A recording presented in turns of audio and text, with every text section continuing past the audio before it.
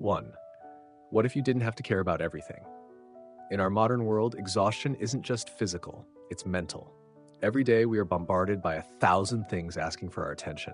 News headlines scream urgency, social media whispers comparisons, emails demand responses, notifications ping, opinions clash, and through it all, we are pulled in every direction, as if caring about everything is a moral obligation. But what if it's not? What if you didn't have to carry the weight of the world on your shoulders? The Stoic philosopher Marcus Aurelius offered a liberating truth. You always own the option of having no opinion. This short sentence, hidden in the pages of Meditations, holds a door to freedom that few notice. It suggests something radical. You are not obligated to react to everything. You are allowed to step back. You are allowed to choose silence. You are allowed to not be pulled into every storm. Imagine, just for a moment, living one day without reacting to every disagreement, without internalizing every piece of bad news, without feeling the need to defend your worth or prove your point. Imagine how light your mind would feel. Imagine how free your soul would become. The Stoics had a word for this state: apatheia. Contrary to what it sounds like in modern language, apatheia is not apathy or cold indifference. It is not the absence of feeling, but the presence of clarity. It is a serene detachment from things that lie outside your moral purpose. In Stoic thought, only your character, your intentions, choices, and actions truly belong to you. Everything else is external. And once you recognize what isn't truly yours, you stop trying to control it. And with that comes peace. The world might tell you that you must care about every trend, every crisis, every controversy. That to stay silent is to be irresponsible, that you are heartless if you're not outraged. But the Stoics invite you to pause and ask a deeper question. Is this truly mine to carry? This is not about indifference to suffering or retreating from compassion. On the contrary, it's about being so rooted in your inner compass that you are no longer tossed around by the noise. You don't become careless, you become careful about what truly matters. You conserve your energy for what aligns with your values. You act where you can act, and you release what is beyond your reach. Marcus Aurelius lived in a time no less chaotic than ours: wars, plagues, political betrayal, and yet in the middle of this, he trained his mind to stay anchored. He wrote not to the world, but to himself as a reminder of what he could control and what he could let go. One line from his journal stands out. If you are distressed by anything external, the pain is not due to the thing itself, but to your estimate of it, and this you have the power to revoke at any moment. That is the real question this section raises. What would happen if you chose not to be pulled in? What would happen if, instead of reacting to every provocation, you paused? If instead of forming an opinion, you simply observed? If instead of being consumed by anxiety over events far from your control, you brought your attention back to your next right action? What would happen is this: you would begin to reclaim your mind. You would discover that peace doesn't require perfect circumstances. It requires a disciplined perspective. 2. The power of withdrawing judgment. There is a quiet moment between the event and your reaction that holds your freedom. Something happens, a word is said, a plan falls apart, a message arrives, and suddenly you're flooded with emotion: anger, fear, anxiety, disappointment. It feels automatic, as if the world has the power to control your inner state. But the Stoics saw something deeper. Epictetus, the former slave who became one of the wisest teachers of Stoicism, gave us a powerful reminder. It's not things that upset us, but our judgment about them. In other words, it's not the event itself that causes you pain. It's the meaning you assign to it. It's the story you tell yourself. It's your judgment. This insight changes everything. Take a simple example. You're stuck in traffic. You grip the wheel tighter. Your heart races. You start thinking, this is ruining my day. People are so inconsiderate. I'll be late. Everything's going wrong. But what if you withdrew your judgment? What if you saw the traffic as just cars on the road, nothing more? What if you told yourself, I'm still breathing. I have time to listen to music or reflect. This moment doesn't control my peace. Then something magical would happen. The anger would fade. The stress would loosen its grip. You'd return to yourself. The Stoics were not interested in suppressing emotions. They were interested in understanding them, dissecting them, tracing them back to their source. And what they found is that emotions are not random. They come from your beliefs, your evaluations, your inner dialogue. So when you feel a surge of negativity, whether it's frustration, fear, or resentment, Stoicism invites you to ask, what judgment have I made here, and is it necessary? If you judge something as a catastrophe, you'll feel panic. If you judge it as an inconvenience, you might feel annoyed. But if you judge it as neutral, or even as an opportunity for patience, you'll feel peace. This is not indifference, it's clarity. You're not ignoring reality. You're seeing it without distortion. You're freeing yourself from the habit of attaching meaning to everything, especially meanings that harm you. In the Enchiridion, Epictetus wrote, "When something happens, the only thing in your power is your attitude toward it. You can either accept it or resent it. And here lies your strength. The power to withdraw judgment is the power to protect your peace. You don't need to label every moment. You don't need to decide if something is good or bad right away. You can observe without assigning weight. You can pause before reacting. You can say, let me see three, praise and blame, two sides of the same trap. We grow up being told to do good things, but somewhere along the way, doing good quietly becomes not enough. We want to be seen doing good. We want recognition, approval, applause, and in chasing praise, we unknowingly invite its shadow, the fear of blame. Seneca once wrote, "He who seeks praise will also fear blame." It sounds simple, but it reveals something deep about our emotional lives. The more we tie our sense of worth to what others say, whether kind or cruel, the more unstable we become. We begin to live like actors on a stage, performing for an audience that may applaud or boo, and we let those reactions define us. But praise and blame are two sides of the same coin. The moment you depend on one, you become vulnerable to the other.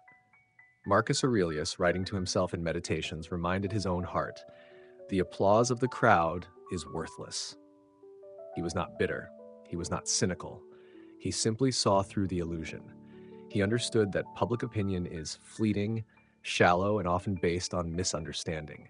To base your peace of mind on something so unstable is to hand over your inner world to forces beyond your control. This is not a call to isolate yourself from the world. The Stoics were not hermits. They lived in society, held roles, had families, served in government. But they trained themselves to stand firm, to be grounded, to act with virtue regardless of the reaction. You can do the right thing and still be misunderstood. You can act with integrity and still be disliked. You can stay silent and still be criticized, or speak up and still be ignored. So what can you trust? You can trust your character. You can trust the alignment between your values and your actions.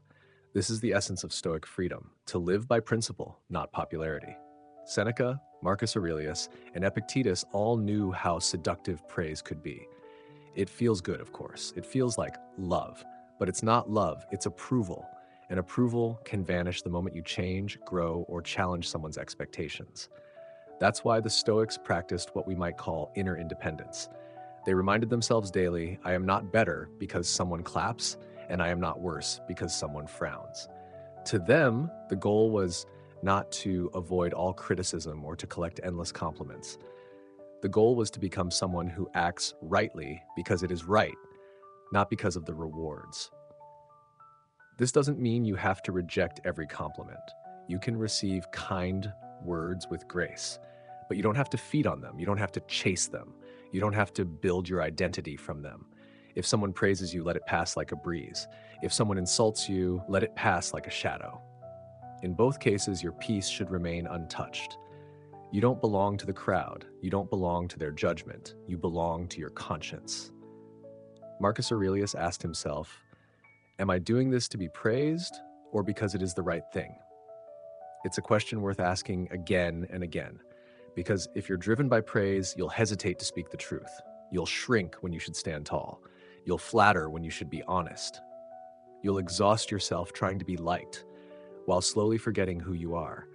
But if you're driven by purpose, you will act with quiet strength. You'll learn to say, this is enough, even if no one notices.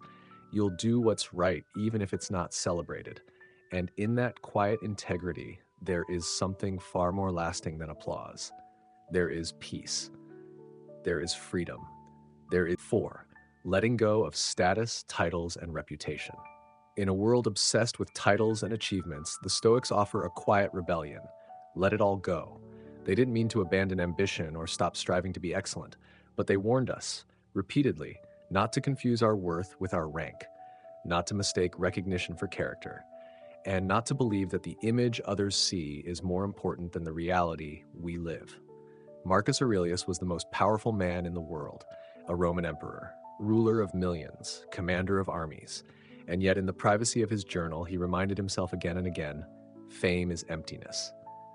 Not because he hated it, but because he saw through it.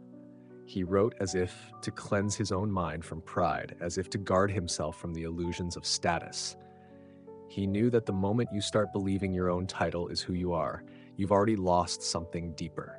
A crown may rest on your head, but it doesn't make you wise. People may cheer your name, but it doesn't make you kind. You may be praised in public, but feel hollow in private. The Stoics warned us, don't get caught in the trap of reputation. If you are ever tempted to look for outside approval, Marcus wrote, realize that you have compromised your integrity. Why? Because the more we seek to be seen as good, important, or successful, the more we build our identity on fragile ground. Reputation is not in your control. It shifts with gossip, with envy, with misunderstanding. It can rise overnight and vanish just as quickly.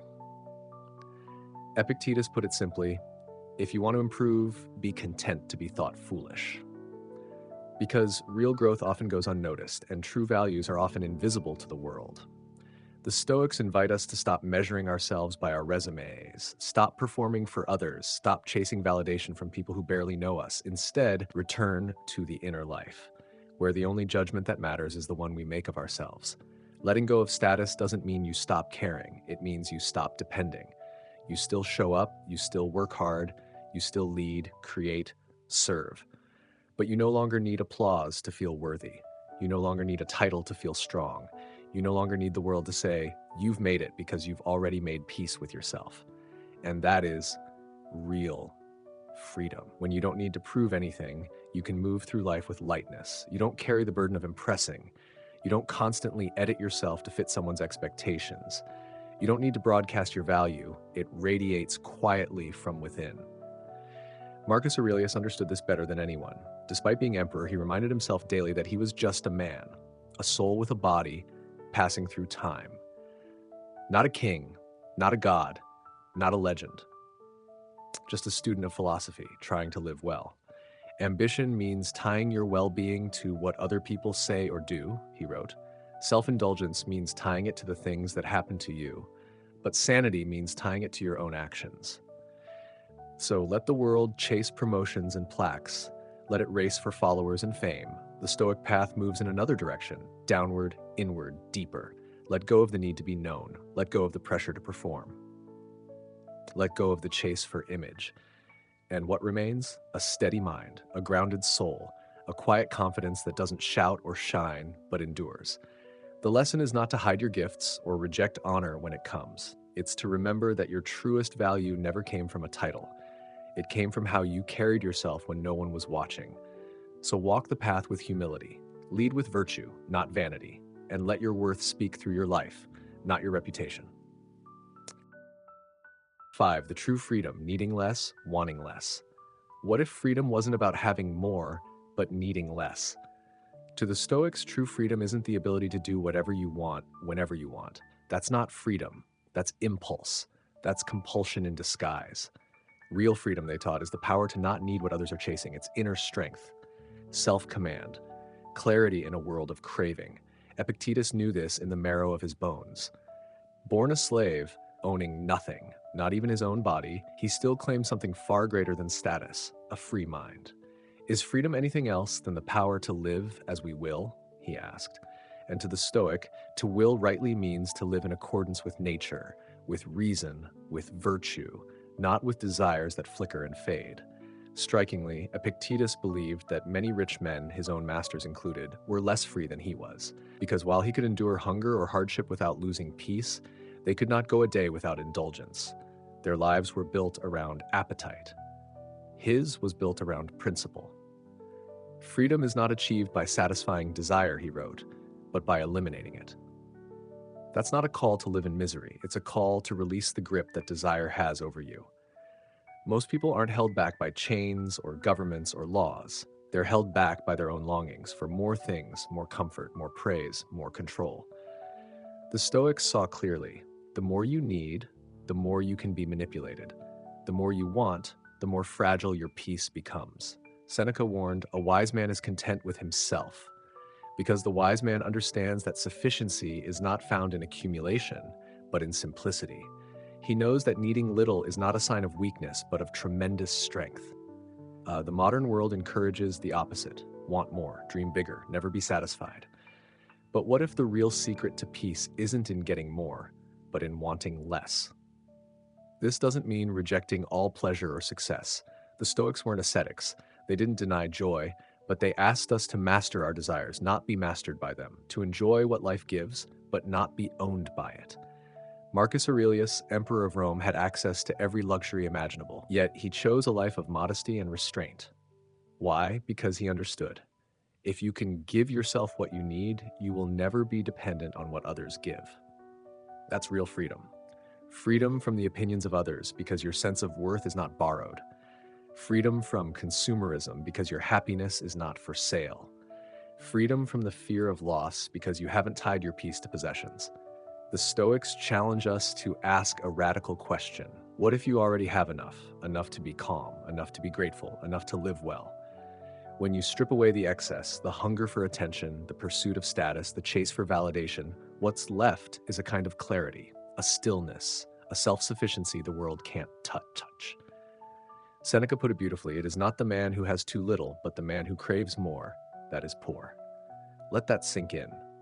To the world, the man with little may look limited, but to the Stoic, he may be rich beyond measure because nothing owns him, nothing holds him hostage. He can sleep in peace, act with courage, and greet each day without needing it to give him anything. So maybe the next step toward freedom isn't to add more, but to subtract, to let go of unnecessary wants, to loosen the grip of craving, to practice contentment like a quiet superpower.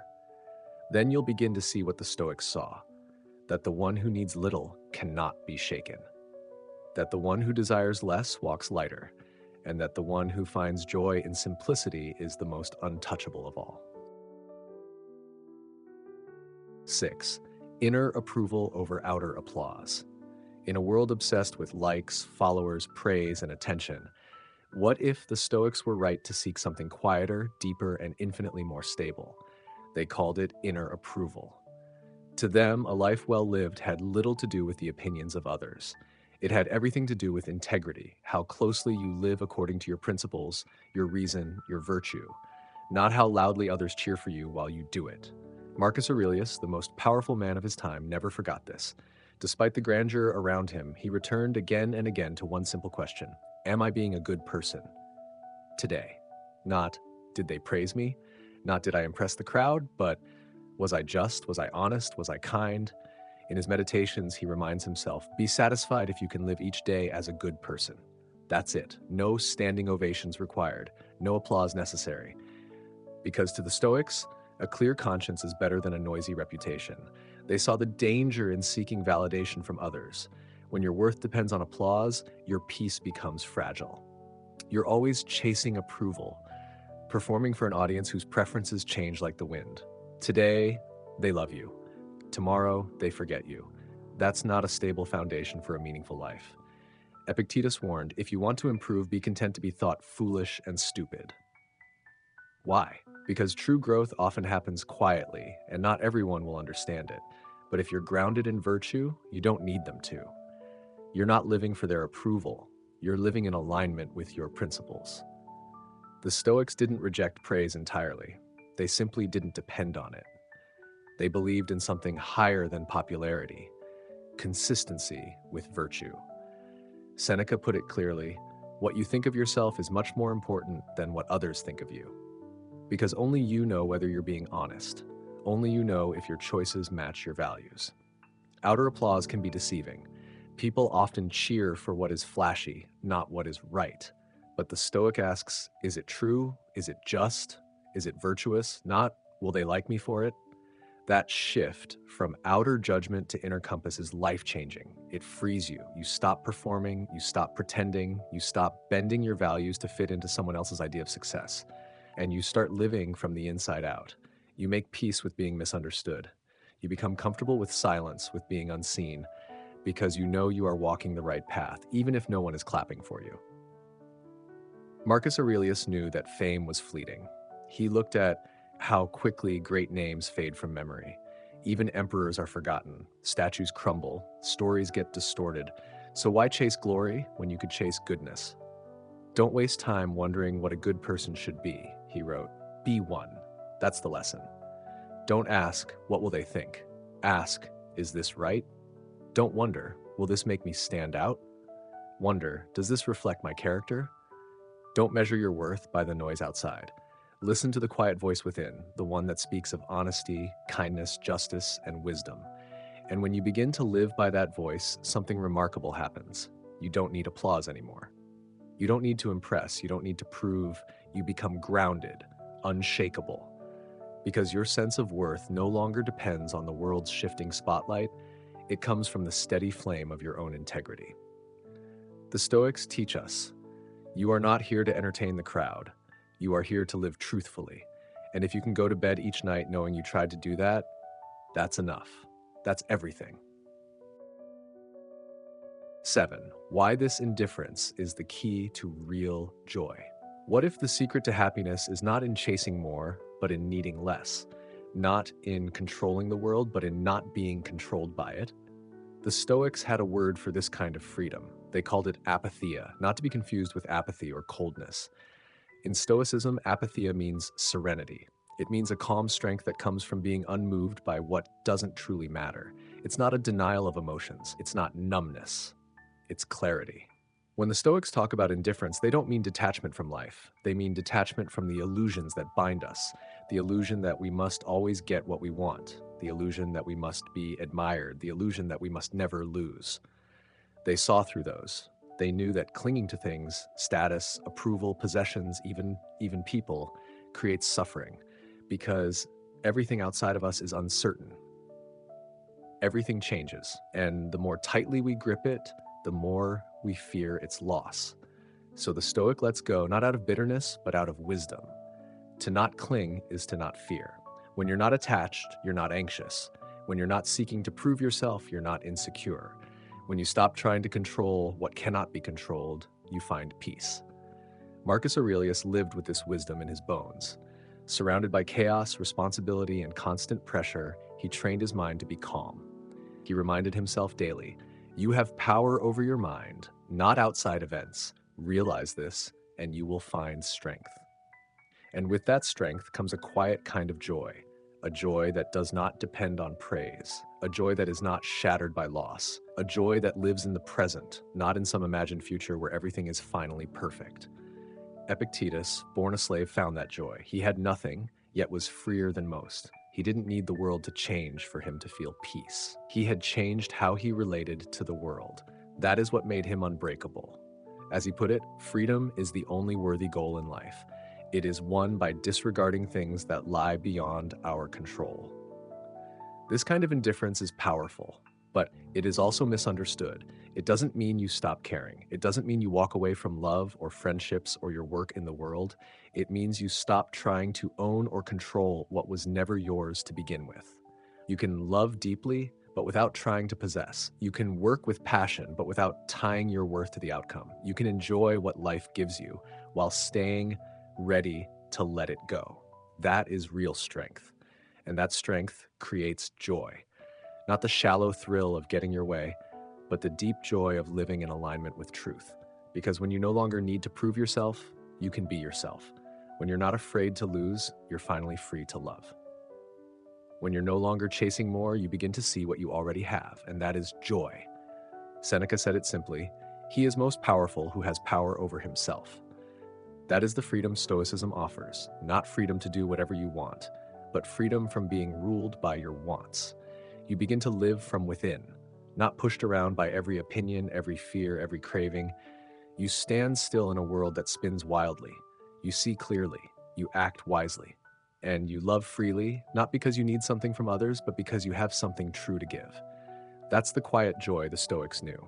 Not loud, not showy, not dramatic, but solid, steady, free. The kind of joy that cannot be stolen. the kind of joy that arises when you stop being ruled by the outside world and begin living from the strength of your own soul. That's not just peace, that's liberation.